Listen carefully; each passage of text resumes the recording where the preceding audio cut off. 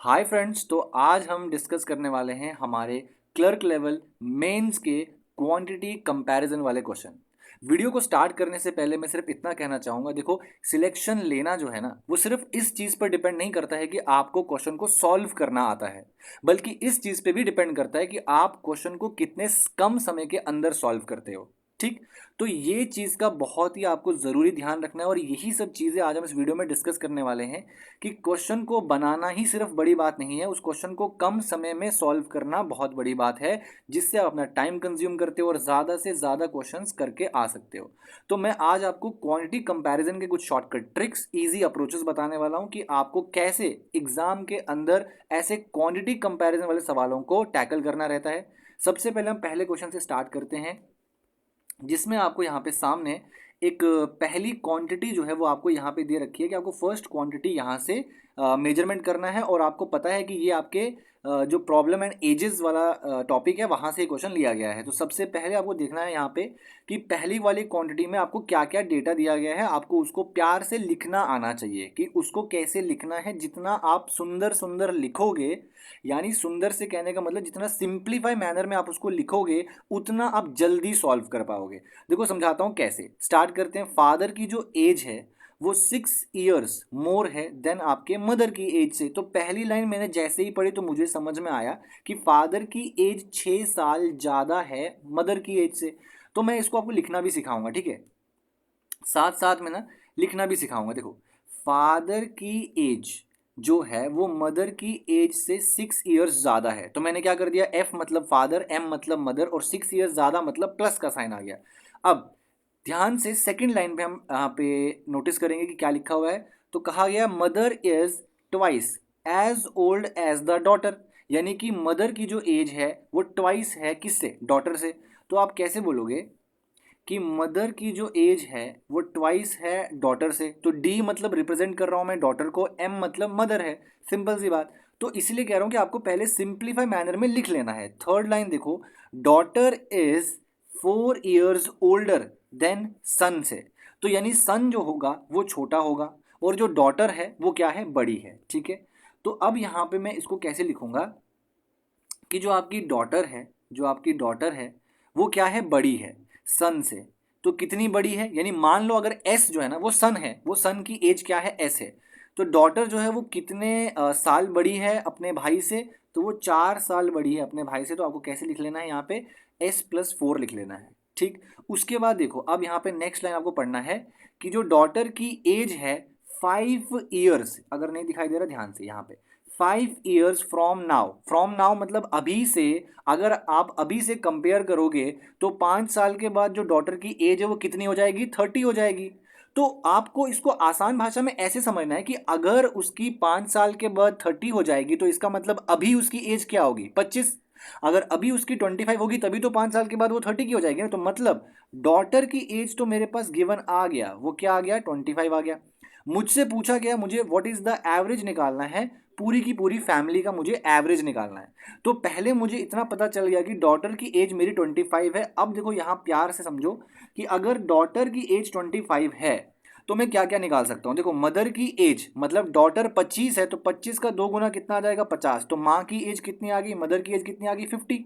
अगर मेरी डॉटर की एज यहाँ पे देखो 25 में रख दूं, तो जो उसका भाई था वो उससे 4 साल क्या था, छोटा था ना।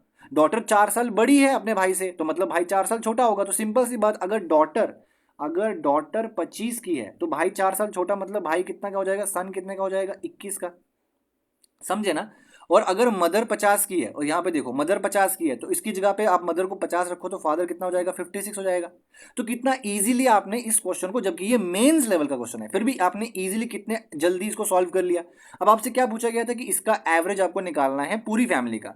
तो आपको बस इन सभी चीज़ों को आपस में जोड़ देना है। अगर आप यहाँ 6 देखो, 6, 0, 5, 11 और ये 1 कितना हो जाएगा, 12, 2 1 कैरी, 5 5 10, 1 11, 11 और ये 2 कितना हो जाएगा, 13 और 2 15, यानी कि 152। और कितने लोग हैं, 4 लोग हैं। तो कितना आ जाएगा एवरेज, 4 3 12 एंड 4 8 32, यानी कि 38 आपका क्या आ गया, क्वांटिटी नंबर 1 आ गया। क्या आप समझे, पहली क्वांटिटी आपकी कितनी आ गई, 38 आ गई। पहला क्वेश्चन है, थोड़ा स्लो चलेंगे।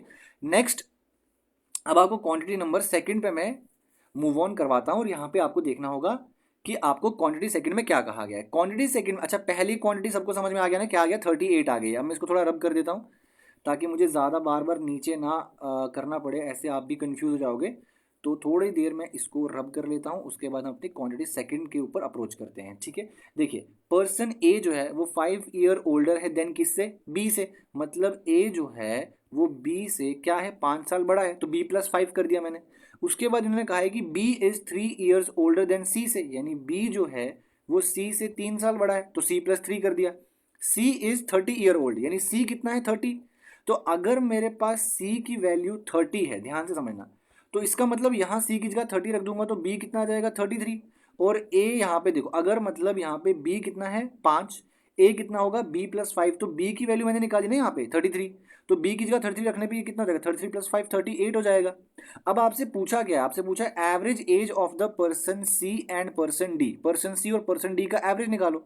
अच्छा मेरे को एक बात बताओ, पर्सन डी जो था वो 2 ईयर्स ओल्डर था देन ए से, मतलब डी 2 साल बड़ा है, किससे बड़ा है, ए से बड़ा है। तो ए कितना है 38, यानी कि डी कितना हो जाएगा हमारे पास 40। एवरेज किसका पूछा है सर, सी का और डी का। अगर डी 40 है और सी अगर 70 है, तो 40+30 70, 70 का आधा मतलब 2 से डिवाइड कर दो, कितनी आ जाएगी वैल्यू आपके पास 35। ये आपका एवरेज आ गया सी और डी का। पहली वाली क्वांटिटी कितनी थी 38 थी अगर याद है तो, दूसरी वाली क्वांटिटी कितनी 35 है, तो मतलब पहली क्वांटिटी ग्रेटर है, 38 बड़ा होता है ना। अब ये मत कहना कि ये भी नहीं पता, 38 बड़ा होता है 35 से, तो आपकी पहला ऑप्शन करेक्ट हो जाएगा कि quantity 1 is greater than quantity second. Next move करते हैं अपने क्वेश्चन नंबर सेकंड के ऊपर। बहुत ही इंटरेस्टिंग, बहुत ही ज़्यादा कंफ्यूजिंग क्वेश्चन है, आपको बहुत ज़्यादा डिफिकल्ट लगेगा, बट ये भी अगर आप अच्छे से अप्रोच सीख जाओ कि कैसे सॉल्व करना है तो बहुत ईजी लगेगा। स्टार्ट करते हैं। देखो सबसे पहले आपको क्या पढ़ना है, दो क्वांटिटीज़ हैं, ठीक।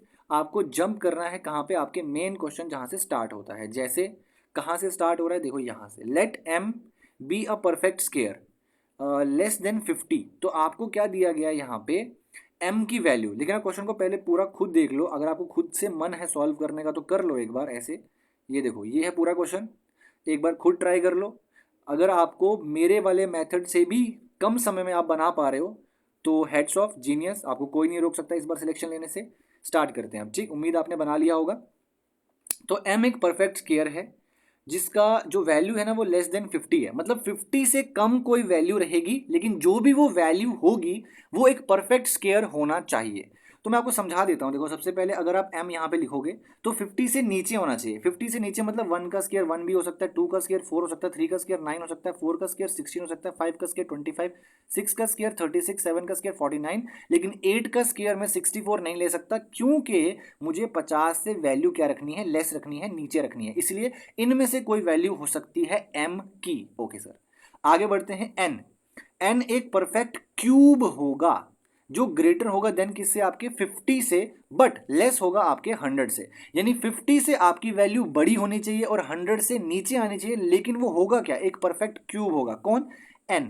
तो n एक परफेक्ट क्यूब होगा। ध्यान से खुद ही नोटिस करो 50 से ऊपर वाला क्यूब कौन कौन हो सकता है। 4 का क्यूब 64 हो सकता है, 5 का क्यूब 125 हो जाएगा, मतलब ये वैल्यू नहीं आ सकती क्योंकि 100 से नीचे आना चाहिए। मतलब 64 ही एकमात्र सिर्फ एक ऐसी वैल्यू है जो 50 से ऊपर और 100 से बीच का एक परफेक्ट क्यूब होगा। ओके, तो n कितना आ गया 64 आ गया। सर n तो 64 निकल गया, लेकिन m की इतनी सारी वैल्यूज है, इनमें से कैसे हम फाइंड आउट करेंगे, अब आपको वही मैं बताने वाला हूं इस लाइन के माध्यम से। देखिए डिफरेंस बिटवीन m का स्केयर और n का स्केयर इज कितना है 1695।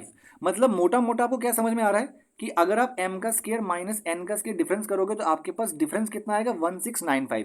अब कुछ स्टूडेंट्स कहेंगे सर हमें नहीं पता कि m ग्रेटर देन है या n ग्रेटर देन है, हमको नहीं पता। तो ऐसा भी तो हो सकता है ना कि n का स्केयर माइनस m का स्केयर इज इक्वल्स टू 1695। बिल्कुल हो सकता है। जब अगर हमारे पास दिया ही नहीं गया कि m बड़ा वाला डिजिट होगा या n बड़ा वाला नंबर होगा, कौन सा बड़ा वाला नंबर होगा हमें नहीं पता, तो हम दोनों कंडीशंस को मान के चलते हैं, ये भी हो सकता है ये भी हो सकता है। अब जो मेरी शॉर्टकट अप्रोच और ट्रिक है वो यहाँ पे सबसे ज्यादा काम आने वाली है अगर आपको इस क्वेश्चन को जल्दी सॉल्व करना है तो, वरना तो आपको हर एक वैल्यू इसमें से पुट करके इसमें डालना होगा और उसके बाद आपको डिफरेंस निकालना होगा कि यहाँ पे कौन सा डिफरेंस 1695 को मैच करेगा।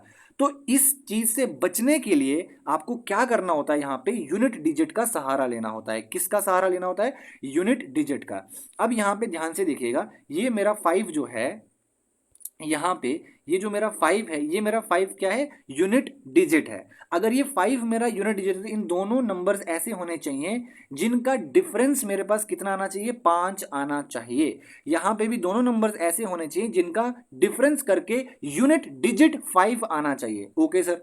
अच्छा, एक और चीज जो नोटिस करने वाली है वो ये है कि ये नंबर बहुत बड़ा है, बहुत ही बड़ा नंबर है 1695। तो इसका मतलब जो स्केयर होने वाला है इन दोनों नंबर्स का वो काफी बड़ा नंबर होना चाहिए। मतलब 1, 4, 9, 16, 25 ये सब तो नहीं हो सकते, क्योंकि 25 का स्केयर भी करोगे तो मैक्सिमम कितना जाएगा? 625 जाएगा। और 64 का स्केयर मतलब करोगे तो इसमें से 1695 तो फिर भी नहीं आ सकता ना। अगर आप जितना भी कर लो नहीं आ पाएगा, क्योंकि थोड़े छोटे नंबर देंगे। लेकिन हाँ, 36 और 49 में से पक्का आ सकता है। ठीक। और जिसको अगर 25 भी डाउट होगा कि 25 भी आ सकता है, तो मैं पहले इन दो के लिए बता देता हूं, फिर वो 25 के लिए भी निकाल के ट्राई कर सकता है। देखो, 36 का जब आप स्केयर करोगे, 36 का स्केयर सिर्फ और सिर्फ यूनिट डिजिट पे ध्यान देना है। 6 का स्केयर कितना होता है? 36 होता है। और ये 6 कहां पे आएगा? यहां पे आएगा। कहां पे आएगा? यहां पे। और अगर आप यहां देखोगे 60, एन तो कंफर्म है ना, एन 64 ही होगा, इसके अलावा कुछ भी नहीं हो सकता।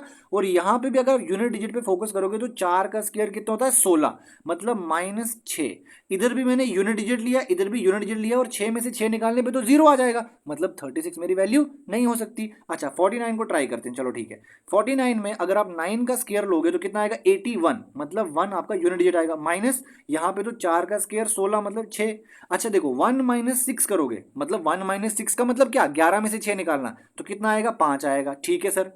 अगर मैं इसको 6 - 1 कर दूंगा तो भी कितना आएगा? 5 आएगा। मतलब n - m ले लूं चाहे m - n ले लूं, दोनों तरीके से मेरे पास यूनिट डिजिट कितना आ रहा है? 5 आ रहा है। इसका मतलब मुझे मेरा m मिल गया। सर कौन सा मेरा m है? 49 मेरा m है। और जो आपने कहा था कि हमें नहीं पता m बड़ा है या n बड़ा है, अब तो कंफर्म हो गया ना कि मेरा m 49 है, n मेरा 64 है, और मुझे वैल्यू मिल गई है दोनों m और n की। कैसे मिली मैंने आपको बता दिया। आपको यूनिट डिजिट की हेल्प लेनी चाहिए थी, इससे आपका टाइम बच जाता। अच्छा, नेक्स्ट आगे बढ़ते हैं। अनदर नंबर, एक दूसरा नंबर है जो इन्होंने दिया है आपके पास o। ये भी एक परफेक्ट स्क्वायर होगा, लेकिन ये स्मॉलर होगा देन आपके किससे? m से। एंड ये मोर होगा देन किससे? 20 से। मतलब 20 से ये बड़ा होगा, लेकिन होगा एक परफेक्ट स्क्वायर, होगा एक परफेक्ट स्क्वायर, लेकिन 20 से बड़ा होगा और आपके m से छोटा होगा। ओके, देख लेते हैं m कितना है। अभी तो फाइंड आउट किया, m हमारा कितना है? 49 है। और जो आपका o होगा ये कितना होना चाहिए? ये 20 से बड़ा होना चाहिए, लेकिन 49 से क्या होना चाहिए? छोटा होना चाहिए। मतलब 20 और 49 के बीच में कोई ऐसा नंबर बताओ जिसका स्क्वायर होना चाहिए, एक परफेक्ट स्क्वायर होना चाहिए। तो 20 से आगे बढ़ता हूं, परफेक्ट स्क्वायर कौन हो सकता है? 36 हो सकता है ना, क्योंकि अगर आप देखोगे तो 5 का 25 हो जाएगा एक परफेक्ट स्क्वायर, तो 20 से ऊपर 25 भी आ सकता है, 6 का स्क्वायर 36 भी आ सकता है, 7 का स्क्वायर 49 हो जाएगा। ठीक है, तो यहाँ पे आपका क्या हो सकता है? 25 भी हो सकता है। ठीक है, 25 भी हो सकता है ना, क्योंकि but difference okay, but difference okay तो हो गया ना, बट नहीं नहीं, लेकिन डिफरेंस जो होगा m और o का वो ज़्यादा होना चाहिए किससे? डिफरेंस बिटवीन आपके m और n से। अब देखो यहाँ पे, अब आपको फिर से दो वैल्यूज मिल गई ना यहाँ पे, कि o 36 भी हो सकता है और 25 भी हो सकता है। बिल्कुल सर, दो वैल्यूज मिल गई। अब हम कंफ्यूज हो गए फिर से, अब हम क्या करेंगे? ओके, 36 और 25 इन्होंने कहा है कि आपका m और जो आपका n होगा यहाँ पे, इनका जो आप डिफरेंस करोगे ना, देखो यहाँ प्यार से देखा, प्यार से देखो। अब मेंस लेवल का क्वेश्चन है तो थोड़ा तो आपको घुमाएगा। तो यहाँ पे देखो, इसने का जो डिफरेंस होगा आपके m और o का, वो डिफरेंस क्या होगा? ज्यादा होगा। किसके डिफरेंस से? आपके m और n के डिफरेंस से। अगर आप m और n का डिफरेंस 64 में से 49 माइनस करोगे तो कितना आएगा? 14 में से 9 निकालोगे तो कितना आएगा? 5। 5 में से 4 निकालो, एक आएगा 15। ये क्या है आपका? ये 15 क्या है? ये आपके m और n का क्या है? डिफरेंस, माइनस करके आपका 15 आएगा। लेकिन इसने कहा आपका m और o का जो डिफरेंस होगा ना, वो इस 15 से ज्यादा होना चाहिए। ओके सर, ये m मेरा 49 है, अगर मैं इसको 36 में से माइनस करूंगा तो मेरा कितना बचेगा पीछे, सिर्फ और सिर्फ 13 बचेगा, 13 बचेगा। इसका मतलब 36 में नहीं ले सकता। सर क्यों नहीं ले सकता? क्योंकि इन्होंने मुझसे कहा था m और o का डिफरेंस ज्यादा होना चाहिए m और n के डिफरेंस से। m और n का डिफरेंस कितना है 15, लेकिन m और o का डिफरेंस कितना है 13। इसका मतलब अगर मैं 49 में से 25 माइनस करूंगा तो 9 माइनस 5 4, 3 में 2, ओके 4 में से 2 निकालेंगे 2 बचा 24। तो मतलब यहाँ 15 आ गया डिफरेंस, यहाँ 24 आ गया, तो मतलब 25 इज द करेक्ट आंसर। तो मेरे ओ की वैल्यू कितनी आ गई मेरे पास, 25 आ गई। तो यहाँ से ओ की वैल्यू कितनी आ गई 25। उम्मीद आपको समझ में आ गया होगा। अब यहाँ बोला है पी भी एक वैल्यू दे रखी है जो कि 2 डिजिट परफेक्ट स्क्वायर होगा, लेकिन ये लेस देन ओ होगा। पी भी एक 2 डिजिट परफेक्ट स्क्वायर होगा, यानी कि p की जो वैल्यू होगी वो भी एक परफेक्ट स्क्वायर की वैल्यू होगी, लेकिन वो o से लेस देन होगा। तो o कितना निकाला हमने आपका 25 निकाला। अब 2 डिजिट का परफेक्ट स्क्वायर होना चाहिए और 25 से नीचे वाला होना चाहिए। तो आप ही बताओ मुझे 25 से नीचे वाला परफेक्ट स्क्वायर क्या हो सकता है, लेकिन 2 डिजिट वाला होना चाहिए। 4 का स्क्वायर 16, मतलब आपका 16 ही तो हो सकता है ना। आप बोलो से 3 का स्क्वायर 9 भी तो है 25 से नीचे, लेकिन क्या 9 2 डिजिट वाला है? नहीं ना, वो सिंगल डिजिट वाला है। तो मतलब 16 मेरा पी आ गया इस तरीके से। तो सॉरी, अब आपका m भी यहां पे निकल गया। देखो m की वैल्यू भी आ गई हमारे पास 49, n की वैल्यू आ गई 64, o की वैल्यू आ गई और p की वैल्यू आ गई। तो कंफ्यूज ना हो जाओ, m की वैल्यू 49, n की वैल्यू 64, o की वैल्यू आपके पास 25 और p की वैल्यू आपके पास 16 हमने फाइंड आउट कर ली है। अब आपको बतानी है क्वांटिटी 1, जो आपके पास, मैं एक बार ये यहाँ पे क्लियर कर देता हूँ।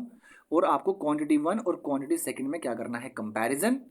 और देख लो, चेक कर लो किस किस का आंसर सही है और किस किस का आंसर गलत है। ठीक, तो m आपके पास कितना निकला था, यहाँ पे m निकला था 49, n निकला था 64 प्लस p कितना निकला था 16। तो 16 का 2 गुना कितना हो जाएगा 32।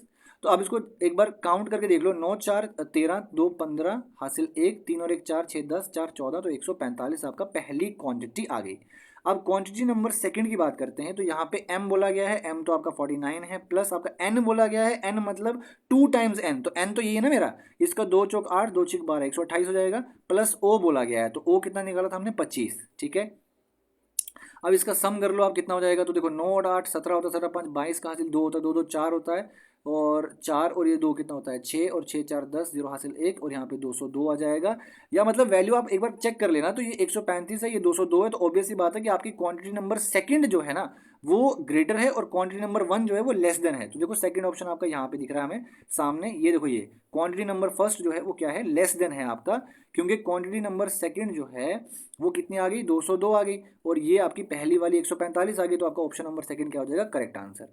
अब हम बात करते हैं अपने नेक्स्ट क्वेश्चन की, जो है क्वेश्चन नंबर 3, जिसमें आपके पास दो क्वांटिटीज दी गई हैं, ए और B are given in the following questions. आपको फिर से मूव ऑन करना है डायरेक्ट क्वेश्चन के ऊपर, क्या दे रखा है उसके ऊपर। देखो ए और बी फिनिश करता है किसी टास्क को जॉइंटली 20 डेज में, बी और सी टुगेदर कंप्लीट करता है सेम टास्क को 40 डेज में। ओके, तो आपको कैसे लिखना है इसको वो बता देता हूं मैं, कि ए प्लस बी किसी काम को खत्म कर रहे हैं कितने दिन में, यहाँ पे 20 डेज में। ओके, 20 डेज में। उसके बाद यहाँ पे बी और सी टुगेदर, बी और सी टुगेदर किसी काम को कंप्लीट कर रहे हैं 30 डेज में। ध्यान से देख लेना, यहाँ पे बी और सी 40 डेज में है। ओके, बी और सी कितने में है 40 डेज में, और उसके बाद ए और सी जो है वो कितने डेज में 30 डेज में। यहाँ पे देख लो ये 30, ए और सी 30 डेज में। अब जैसे ही हमको ये सब मिल जाता है तो हम क्या करते हैं, डायरेक्ट एलसीएम निकालते हैं ना। तो डायरेक्ट एलसीएम निकालते हैं, तो यहाँ पे कितना एलसीएम निकालेंगे 120, 20 का 6, 40 का 3 और 30 का 4। जैसे ही आपने एलसीएम निकाल लिया तो एक एलसीएम आया 6, एक आया 4, एक आया 3, और टोटल वर्क मेरा कितना आ गया 120, जो मैंने यहाँ पे लेट किया है। अब मुझे थोड़ी देर के लिए इधर समझाने देना। जब ऐसे आप करोगे, देखो इन तीनों को ऐड कर दो, तो ए कितनी बार आएगा 2 बार, बी कितनी बार आएगा 2 बार, सी कितनी बार आएगा 3 बार, मतलब 2 बार, सॉरी। तो तीनों चीजें कितनी बार आएंगी 2 2 2, मतलब 2 times A plus 2 times B plus 2 times C आ जाएगा। ओके, अगर ऐसा होगा, अगर ऐसा होगा, कैसा होगा, 2 टाइम्स यहाँ पे ए प्लस बी प्लस सी कितनी बार आएगा 2 बार, और इनकी एफिशिएंसी कितनी है टोटल 6 4 10 3 13, इनकी एफिशिएंसी कितनी है 13। तो मुझे एक बताओ, ए प्लस बी प्लस सी तीनों की एफिशिएंसी कितनी हो जाएगी 13 डिवाइडेड बाई 2, यानी कि 6.5। ये मेरी एफिशिएंसी आ गई, इन तीनों की एफिशिएंसी आ गई। ठीक है, ठीक है सर, तीनों की एफिशिएंसी आ गई। अब मेरे को एक बात बताओ, एक बात बताओ, बस यहाँ पे ध्यान से देखो, तीनों की एफिशिएंसी आ गई, और मेरे पास ये जो 6 एफिशिएंसी है किसकी है, ये जो 6 एफिशिएंसी है ये ए प्लस बी की एफिशिएंसी है 6, और जो मेरे पास बी प्लस सी उसकी एफिशिएंसी कितनी है 4, और ए प्लस सी की एफिशिएंसी कितनी है मेरे पास 3। क्या आप इन तीनों इक्वेशंस को यूज करके और इस इक्वेशन को यूज करके आप ए और बी और सी की एफिशिएंसी नहीं निकाल सकते? सर निकाल सकते हो। कैसे निकाल सकते हो? तीनों की एफिशिएंसी ए प्लस बी प्लस सी की कितनी है 6.5। तो अगर आपको ए की एफिशिएंसी निकालनी होगी तो कैसे निकालोगे? ये जो ए प्लस बी है, सॉरी ये जो आपके पास बी प्लस सी है, देखो यहाँ बी प्लस सी कितना है 4। तो अगर आप ए प्लस बी प्लस सी में से ये माइनस कर दोगे, क्या ये बी प्लस सी, ये वाला जो बी प्लस सी अगर आप इसको माइनस कर दोगे तो देखो माइनस का बी और माइनस का सी, ये प्लस बी प्लस सी माइनस बी माइनस सी ऐसे कैंसिल हो जाएगा, और यहाँ से आपके पास 6.5 में से जब आप इस 4 को माइनस करोगे तो सिर्फ और सिर्फ ए बचेगा। तो ए की वैल्यू कितनी आ जाएगी आपके पास 2.5 आ जाएगी। ठीक है, बहुत बेसिक है, ये बहुत बेसिक है, बहुत ही ज़्यादा बेसिक है। अब यहाँ पे अब क्या हो जाएगा, ध्यान से, अब यहाँ पे अगर आपको b की वैल्यू निकालनी है तो b की वैल्यू कैसे निकालोगे आप? a और c को माइनस कर दो तो आपके पास b की वैल्यू आ जाएगी। जब आप a और c को माइनस कर दोगे तो आपके पास किसकी वैल्यू बचेगी? b की वैल्यू बचेगी ना। तो यहाँ पे अब आप 6.5 में से इस 3 को माइनस कर दो तो आपके पास कितना बचेगा? 3.5 बचेगा। ये b की एफिशिएंसी आ गई। अच्छा, c की एफिशिएंसी कैसे आएगी? c की एफिशिएंसी जब आप a प्लस बी में से a माइनस बी को माइनस कर दोगे तो आपके पास 6 में से 6.5 में से 6 माइनस कर दो तो c की एफिशिएंसी कितनी आएगी? 0.5। इस तरीके से आपने a b c तीनों की एफिशिएंसी निकाल ली। ठीक, उसके बाद जब हमारे पास तीनों की एफिशिएंसी आ गई तो हम क्वांटिटी के ऊपर देखेंगे कि क्वांटिटी नंबर 1। अच्छा, क्वांटिटी पे जाने से पहले आपको ये देखना है कि जो वर्कर डी है वो ट्वाइस एफिशिएंट है किससे? सी से। मतलब सी से डबल एफिशिएंसी किसकी होने वाली है? डी की। तो मुझे एक बात बताओ, डी की एफिशिएंसी कितनी आ जाएगी? अगर सी 0.5 है, इसका डबल करो कितना आ जाएगा? 1। तो डी की एफिशिएंसी कितनी आ जाएगी? 1 आ जाएगी। अब वर्कर ई है तो वर्कर ई की जो एफिशिएंसी है वो डबल है किसकी एफिशिएंसी के? बी की। तो बी की एफिशिएंसी कितनी है? 3.5 का डबल करेंगे तो कितना आ जाएगा आपके पास? 7। तो ई की एफिशिएंसी कितनी आ जाएगी? 7 आ जाएगी। ठीक है, उसके बाद अब आपसे बोला है find the total time taken by the C and E. C और ई इन दोनों को मिलाकर देखो, सी की एफिशिएंसी कितनी है? 3.5, और ओके सॉरी, सी की एफिशिएंसी कितनी है? 0.5, और ई की एफिशिएंसी कितनी है? 7। ओके, और मेरे को लगता है कि कहीं ना कहीं पे ना एक थोड़ा सा शायद कैलकुलेशन मिस्टेक हो गया है। यहाँ पे 20 था पहले, फिर यहाँ पे कितना था? 40 और 30 था। ठीक है, 20 था, 40 था और 30 था। तो इस तरीके से 20 का 6 गुना 120 आएगा, 40 का 3 गुना और 30 का 4 गुना 120 आ जाएगा। ठीक है, डन हो गया ना यहाँ पे। अब जब हमें ए की वैल्यू निकालनी थी तो हमने ओके बी और सी को माइनस करना था, तो 6.5 में 3.5 निकालेंगे तो 2.5 बचेगा। ठीक है, 6.5 में 3 निकालेंगे तो 3.5 बचेगा। एक सेकेंड, बी प्लस सी, यहाँ पे गड़बड़ हो गई है शायद, क्योंकि ए प्लस बी प्लस सी की वैल्यू आपके पास कितनी आई थी? ए प्लस बी प्लस सी की वैल्यू कितनी आई थी? 6.5। और जब आप 6.5 में से 3 निकालोगे तो कितना बचेगा? मतलब ये आपके पास बी प्लस सी है ना, तो आपके पास 3.5 यहाँ पे बचेगा। ओके, और बी की एफिशिएंसी कैसे निकलेगी? जब आप ए प्लस सी को माइनस करोगे, ए प्लस सी मतलब आपको कौन सा? ये वाला पार्ट आएगा 4। तो यहाँ कितना बचेगा आपके पास? 2.5 बचेगा। ठीक है, तो बस ये चीज़ थोड़े से कंफ्यूजन हो गया था कि ए बी की वैल्यू ना 2.5 आएगी, और 2.5 कैसे आएगी? जब आप क्या माइनस करोगे? जब आप ए प्लस बी प्लस सी में से बी की वैल्यू कैसे निकलेगी? जब आप ए प्लस सी वाली वैल्यू को माइनस करोगे, मतलब 4 माइनस करोगे, तो 6.5 में से 4 माइनस करोगे तो कितना आएगा? 2.5 आएगा। अब आपको ये बताना था यहाँ पे जो ई की एफिशिएंसी थी ये डबल थी किसके? बी के डबल थी। तो बी कितना है? 2.5, तो इसका डबल करोगे तो ई कितना आ जाएगा आपके पास? 5। बस ये था, ये थोड़ा सा मिस्टेक हो गया था। ई की एफिशिएंसी कितनी आ जाएगी? 5 आ जाएगी। ओके, अब आपको सिंपली इन्होंने इतना कहा है कि अगर सी और ई को मिलकर, ओके सॉरी, हाँ, तो अगर सी और ई को मिलकर ये काम खत्म करना होगा। टोटल काम कितना था? 120, और सी और ई, सी कितना है? 0.5, ये कितना है? 5.5, तो मतलब 5.5 यहाँ आ जाएगा। पॉइंट का 0 मैं ऊपर डाल दूंगा। 5 से 11 बार में, 5 से 2 बार में 10, 4 बार में 20, 240। 11 का 2 गुना कितना? 22 होता है। आगे चला जाएगा तो 11 2 22, ऊपर वैल्यू 21 पॉइंट समथिंग कुछ आ जाएगा ये। ठीक है, 21 पॉइंट कुछ आ जाएगा। और क्वांटिटी नंबर 2 में इन्होंने कहा है total time taken bye A and D together. तो मतलब अगर हम देखेंगे ए और डी का, तो ए की एफिशिएंसी कितनी है? 3.5, डी की एफिशिएंसी कितनी है? 1। तो टोटल एफिशिएंसी कितनी हो जाएगी इनकी? 4.5। तो 4.5 मतलब 120 काम 4.5 एफिशिएंसी के साथ कितने समय में करेंगे, पॉइंट का जीरो ऊपर डाल दूंगा, 5 9 45, फिर से 5 240 हो जाएगा। 9 का 2 गुना कितना होता है 18, 18 में 6 वहाँ चला जाएगा, 9 7 63, और आपको पता 60 से नीचे की वैल्यू आ जाएगी कितना, 9 5 45, तो 25। तो ये देखो 25 ये है, 21 ये है, मतलब आपकी जो सेकंड वाली क्वांटिटी है वो ग्रेटर है, तो पहली वाली क्वांटिटी क्या हो जाएगी, लेस देन, तो आपका ऑप्शन नंबर 2 जो होगा क्या होगा, करेक्ट आंसर हो जाएगा। ठीक, तो उम्मीद आपको वीडियो पसंद आई होगी। अगर वीडियो पसंद आई तो लाइक कीजिएगा, चैनल को सब्सक्राइब कीजिएगा। मिलते हैं नेक्स्ट वीडियोज़ में, बाय बाय।